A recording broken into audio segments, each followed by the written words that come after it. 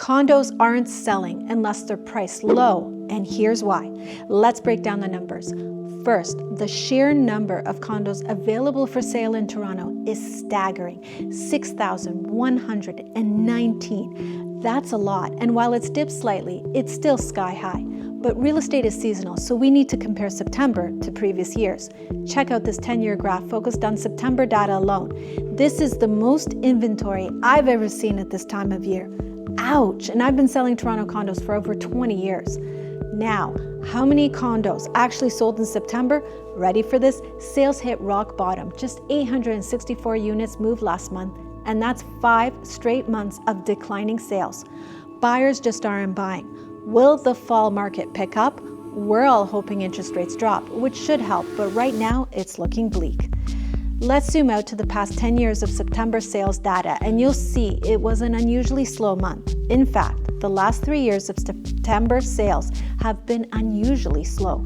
Perhaps not as many parents have been able to help their kids buy a condo while they're going back to university. I think most people are feeling financial pressure from higher interest rates. Comparing the number of condos sold with the condo inventory, the sales to listing ratio gives us a good read on the supply-demand balance. And the news is pretty bad. A low ratio means there's way more supply than demand. And this is the lowest number that has been in the last 10 years. Massive supply and low demand. Looking back at the last 10 years of September-only data, not good. This is probably the strongest indication of where prices are heading in the short term. This tells us there's a lot of downward pressure on prices right now. Hit that subscribe button if you want to stay updated. Prices have taken a beating since May, dropping from a high of, on average, $767,000 to as low as $681,000 in August. But surprisingly, average prices actually rose slightly in September to $708,000.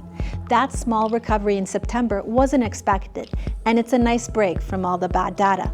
But year over year, we're still down 3.5% from September of last year. Another key trend is months of inventory, which tells us how long it would take to sell off all the condos currently on the market.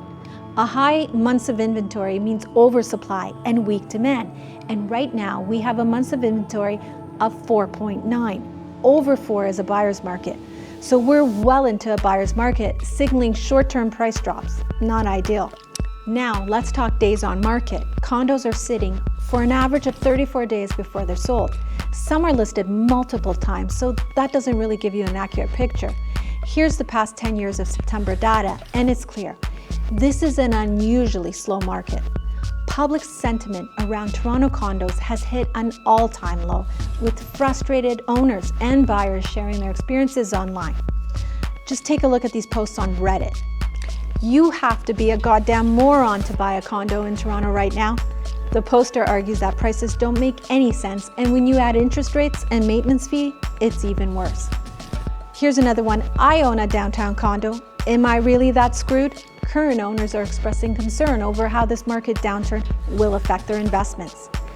And lastly, help! My condo just got hit with a $58,000 special assessment. What should I do? Major unexpected expenses are adding to the stress, leaving many unsure of what comes next.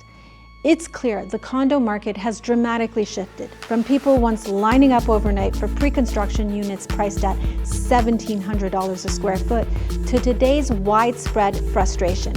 While Reddit is often known for its doom and gloom takes, it's important to remember that well-designed condos in desirable neighborhoods with unique features are still selling at a profit, especially for those who understand the market and make strategic choices.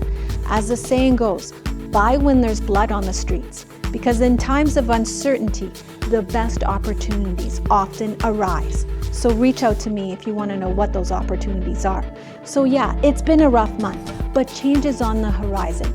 We're expecting interest rate cuts, potentially 2 more this year, which could help buyers qualify for bigger loans. On top of that, lending rules are shifting. Soon, you'll be able to borrow up to $1.5 million with just 8.3% down, up from the current $1 million limit. Sounds great, right? Or maybe the banks are just helping us dig deeper into debt. Low interest rates over the past 20 years have skyrocketed real estate prices, leaving the next generation priced out. Add record level immigration without enough affordable housing, and we've got a recipe for disaster. What do you think is the solution to this mess? Comment below and don't forget to subscribe for my next update.